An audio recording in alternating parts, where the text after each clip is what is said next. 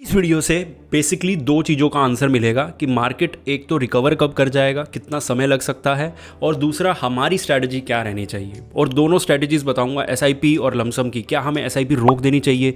क्या अगर हमारे पास 2-3 महीने की एसआईपी पड़ी है तो अभी डाल दें या रुक जाएं?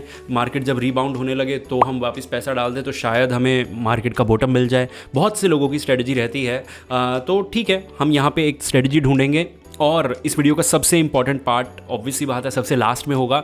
तो बेशक अगर आपको लगे ना वीडियो कहीं भी बोरिंग हो रहा है, यार मुझे नहीं सुनना या जो भी है, ठीक है, तो पहली बात तो रिक्वेस्ट करूंगा कि बेशक स्किप करके लास्ट पार्ट पे चले जाना, ठीक है, जहां मार्केट 52% तक गिरा था और रिकवरी में कितना समय लगा था, उस चीज़ का जवाब इस वीडियो से लेके जाना। तो चलिए अब वीडियो के अंदर चलते हैं। और मेरे हिसाब से एक चीज़ जो बहुत अच्छी है वो है इस समय लमसम करने की बहुत अच्छी खासी अपॉर्चुनिटी है।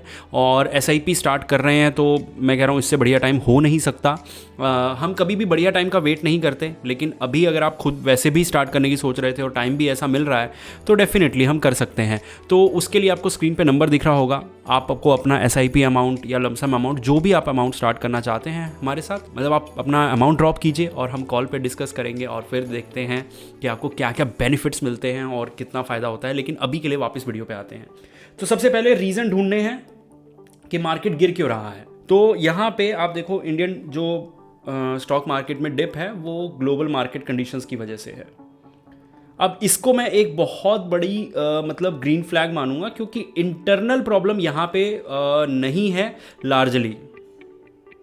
मतलब मेजर पोर्शन ये है कि ग्लोबल की वजह से है। और जो रीसेंट मार्केट में वर्ल्ड वाइड में इन्फ्लेशन चीज़ें हो गई, या इंटरेस्ट रेट के हाइक हो गई, या जियोपॉलिटिकल अनसर्टेनिटी हो गई, या कॉजिंग इंक्रीज मार्केट वॉलिटिलिटी, जो भी कुछ भी है यहाँ पे, सिंपल सी बात है कि अभी ये इंडिया से बाहर की चीज़ें हैं। इससे हमें ज़्यादा डरना नहीं चाहिए। अब यहाँ पे एक सबसे बड़ी चीज़ जो डरने वाली है वो है ये कि मार्केट के सेंटिमेंट्स क्या थे। मार्केट काफ़ी ओवर वैल्यू था और मतलब उसमें से लोगों ने प्रॉफिट निकालना शुरू किया, प्रॉफिट बुक करना शुरू किया।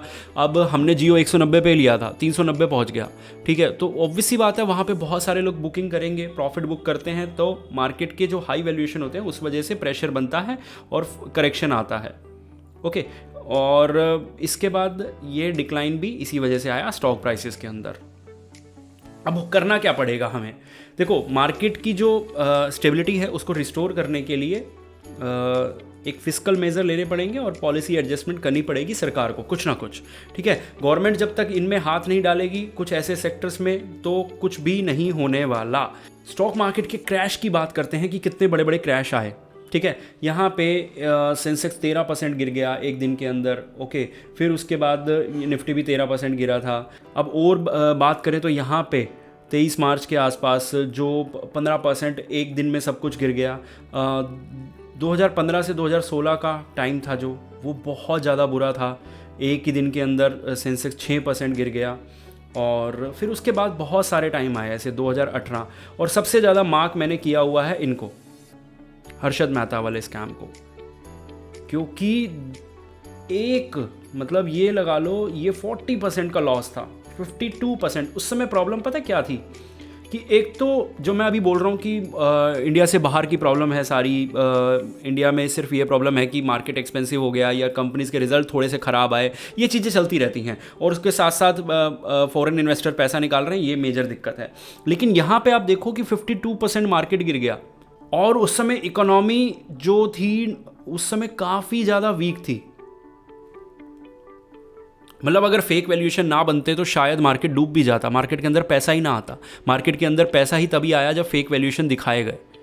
और सरकार को भी पता था ये चीज़ कि अगर हम फेक वैल्यूएशंस नहीं दिखाएंगे तो काम नहीं बनेगा। इसलिए हर्षद मेहता इस बड़े लेवल पे स्कैम कर पाए, क्योंकि गवर्नमेंट की बहुत ज़्यादा बड़ी बैक थी उनके पास। रीज़न, अगर गवर्नमेंट बैक नहीं करती हर्षद मेहता स्कैम नहीं कर पाते, और हर्षद मेहता अगर स्कैम नहीं करते तो इकोनॉमिक कोलैप्स होती। जो भी सरकार मतलब गवर्नमेंट पूरी तरह से बिखर जाती, और उसके बाद जो ओपोजिशन में भी थे ना वो भी फंस जाते वहाँ पे। मतलब ऐसा नहीं था कि एक सरकार गिरती दूसरी सरकार बन जाती, ठीक है, तो वो बहुत बड़ी मेजर प्रॉब्लम आ जाती पूरे के पूरे देश पे, ठीक है। तो यहाँ पे अब नीचे मैं आपको बताऊँ कि जो बड़े बड़े ये यूएस मार्केट से हमारा जो मार्केट रिफ्लेक्ट होता है, तो कोविड में जब मार्केट गिर रहा था सब जगह का, यूएस में आपने देखा 2020 के आप यहाँ पे आपको 2-3 ड्रॉप देखने को मिलेंगे। उसके बाद 3 साल बाद आपको रिटर्न देखने को देखिए 12% आपको रिटर्न देखने को मिल गया लगभग यहाँ पे। यहाँ 58% रिटर्न सिर्फ एक साल बाद, 66% रिटर्न एक साल बाद। तो रिबाउंड मार्केट कितने बढ़िया तरीके से कर गया आपको पता है। और चलिए हम लॉन्ग टर्म के रिटर्न्स मान के चलें, अभी कोविड वाले टाइम फ्रेम को 5 साल नहीं हुए हैं, तो यहाँ पे फिर भी 18%, 16% के रिटर्न आए, जो जनरली 12% हम मेज़र करते हैं कि 3-5 साल में 12-15% आ जाए बहुत होते हैं।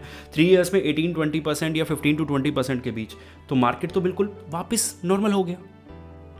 अब ये एसेट प्लस की तरफ से हमें जो रिसर्च रिपोर्ट प्रोवाइड की गई कि जो मुझे ये आपको चार्ट दिखाना था, ये चार्ट अब यहाँ पे आप ये ड्रॉप देखो, यहाँ था मार्केट ऑलमोस्ट 43 पे 42-44 के आसपास था। ओके, मार्केट गिर के सीधा 3,000 रुपये आ गया मार्च से मई के बीच वाला टाइम फ्रेम जो था सिर्फ उसके अंदर। ओके, उसके बाद मार्केट एक बार फिर से काफ़ी ज़्यादा गिरा। यहाँ पे मतलब ये डाउनफॉल चलता रहा, ये डाउनफॉल बना, फिर ये ड्रॉप था, ये ड्रॉप था।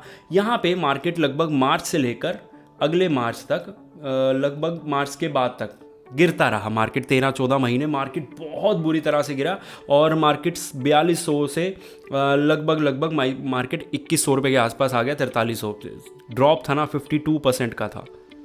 रिकवरी देख लो अब, ये है रिकवरी 1993 के मई वाले पोर्शन से लेकर फरवरी होगा ये या मार्च होगा, जो भी होगा, फरवरी के आसपास 10 महीने के अंदर लगभग जो एग्जैक्ट था रिकवरी में 10 महीने लगे।